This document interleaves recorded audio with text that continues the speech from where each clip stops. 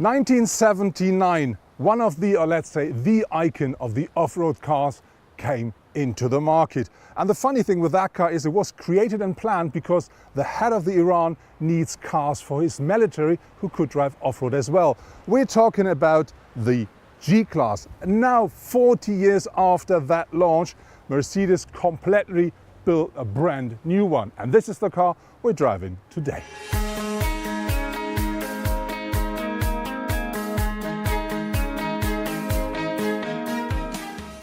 When you have your first look at the new G-Class, the first thing you see, it's not so easy to say is this the new or the old version, because it still looks very similar than the predecessor. But I think the new one is a bit more soft and it looks a bit more modern as well. But there are loads of things that are going to remind you regarding to the old one. So have a look at the front. You find these very nicely round shaped headlamps here.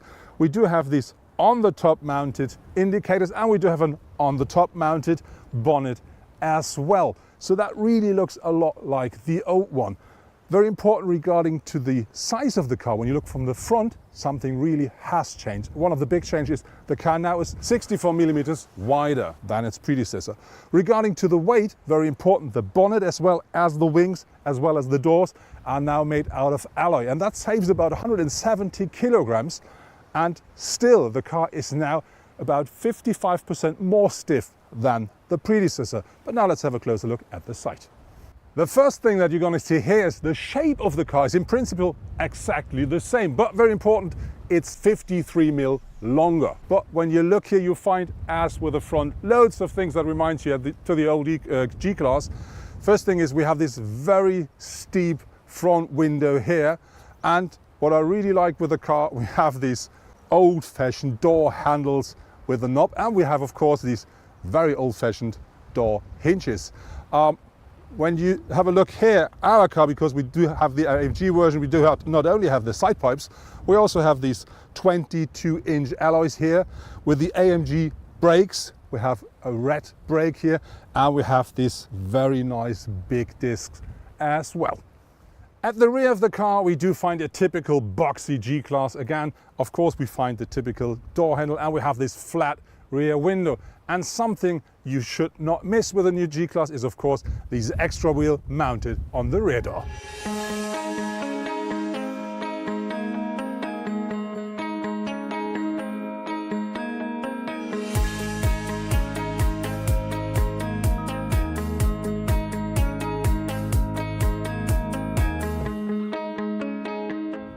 One of the biggest advantages of the new G-Class compared to the predecessor is, aside of course, the space, the steering of the car, because that's completely different. The old one was like driving an old lorry, but this one here really feels like driving a standard vehicle on a standard road.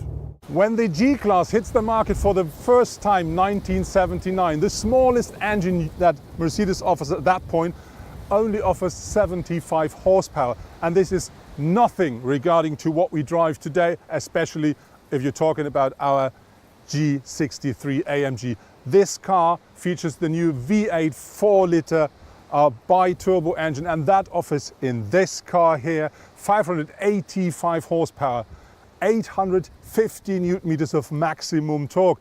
But if you talk about the smaller version, which is the G500, that is not a lot less. It also offers 422 horsepower, 610 newton meters.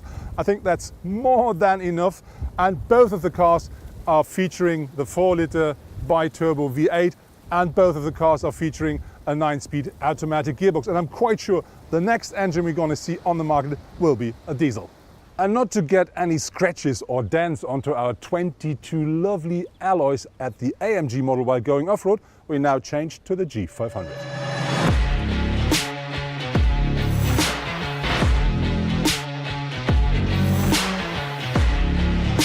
So now we're taking our G500 off-road. Goes up that hill like a goat. So now we go downhill, and I mean downhill. From here I can't see anything at all, I only see landscape, but there is the monitor, and that one works with a camera at the front of the car, so I can really see my path.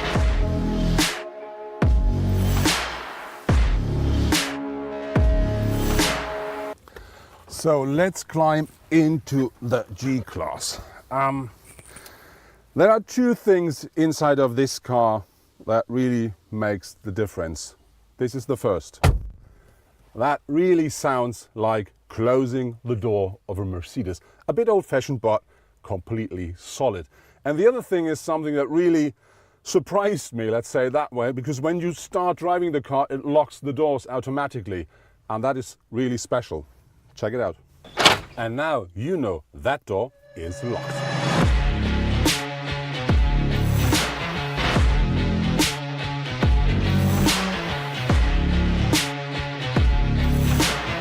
The AMG G63 accelerates from 0 to 100 kilometers or 60 miles an hour in only 4.5 seconds.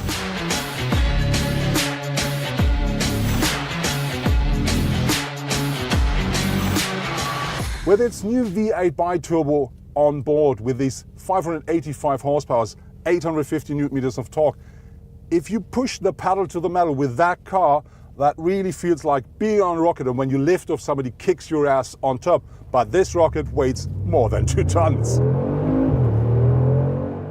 My absolutely highlight with the new G-Class is for sure the space here in the interior, because I do fit into that car now, which I didn't with the old one. This is how I sit in one of the old G-Wagons. This car here is from 1985, and I have to say comfort is completely different, and a problem is coming up when I try to get down to the pedals. That car grows in every dimension. We have here in the interior 10 centimeters regarding to the length, 12 regarding to the width, and I have 4 centimeters more in the height. And this is something I can really feel while sitting in the car. I sit very comfortable. As you see, I do have really enough space above me, which I don't have in so many cars. But nevertheless, when I'm sitting at the front, still, even though the car has been grown a lot, behind me there's not plenty of space. But to be honest, with nearly 2 meters tall, there are not so many cars where you can sit comfortably behind me.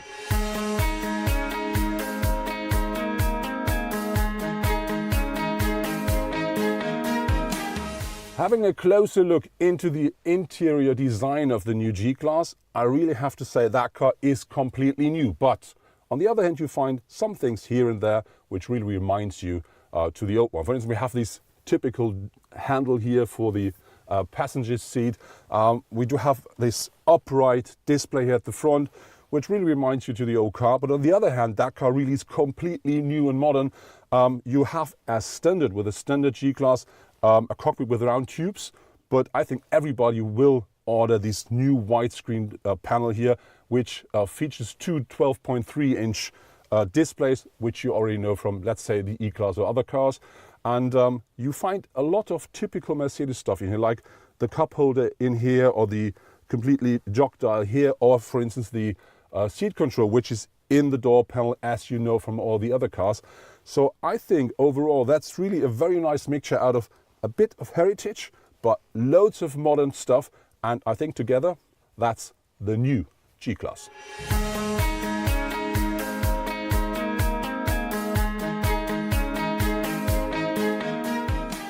Another thing aside to the comfort of the car is the new G-Class is a lot more quiet at the interior than its predecessor.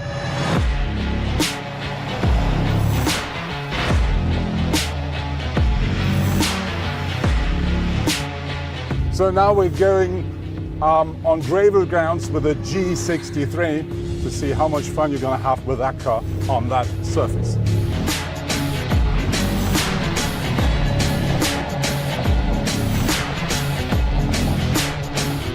So now we're in Sport Plus mode, and I really have to say that's absolutely great fun, pure pleasure to drive. So next to me is again Jan Gleitzmann. As he said, he's a Mercedes fanboy, but Jan drove a different car than I did because he's driving the G500. So Jan, what do you think about that car? I'm a Mercedes-Benz fanboy, and the G-Class is my favorite Mercedes. So the G-Wagon itself is just perfect, and I was very scared when they announced the new generation. I was thinking, oh well, another SUV, you know, oh please. But I'm so pleased what they did with the car. just everything. The whole package is just perfect, and I'm very happy. That car starts at a bit more than 107,000 euros in Germany. Do you think it's worth the money? Well, my heart is bleeding because I would love to take the car just away home. But this car, right, like I drove it, 150,000 euros. It's just not affordable for a little YouTuber guy like me. But you have to consider that it's very stable in its price. If you look for used cars, they're still very, very pricey or expensive, however you want to put it. And so it's sort of an invest if you buy one, I guess. Okay. How about the drive? What is your favorite regarding to the drive of the car? Well, I'm very, very pleased what they did with the suspension, the new suspension. To be honest, I loved the old G-Wagons as well, generation for generation, and the last one was already pretty good. But now with the new suspension setup, and especially with the adaptive suspension setup, it's so much easier to drive on the streets, and you can enjoy it much more. With the different driving programs, like when you drive in sport, you can even, corner on curvy mountain roads without, losing your heart. It's really amazing what they did with the suspension. I'm very pleased. And do you think, is this still a real G-Class? Oh, of course it is.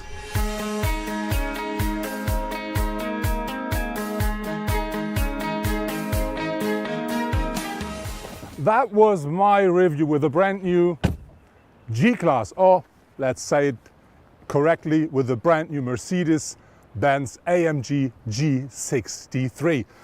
What I really like with that car is that Mercedes made it happen to create a completely new car, but it still looks the same. Absolutely amazing. But more important is we have loads of new technology on board. We have a brand new infotainment system. We do have a completely new suspension, completely new frame. The whole car is completely new and absolutely up to date. And what I do like the most is, of course, I do feel safe and I do have enough space in that car, which didn't work with the old one. The question now is, does somebody need the G-Class, or let's say, does somebody need the Mercedes-Benz G63 G-Class?